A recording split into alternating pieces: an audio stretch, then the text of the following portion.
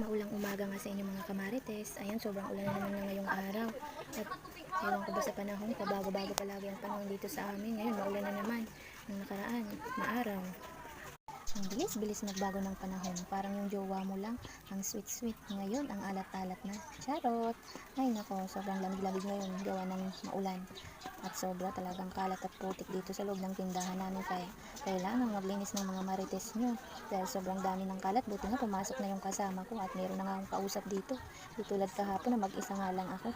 Ang tahit-tahimik. Buti ngayon maingay-ingay na gawa ng meron nga akong kasama at hindi ako mabuboring ng medyo very light gawa ng syempre may kausap na ako tapos nandiyan pa din yung mga pamangkin ko.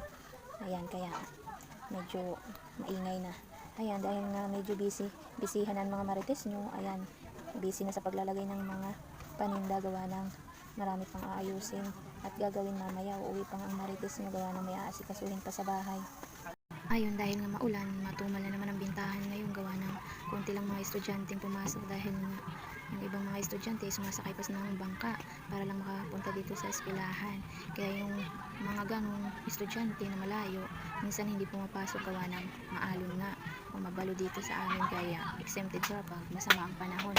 Kaya kunti lang mga estudyante ngayon at kunti lang ang benta ng mga marites nyo.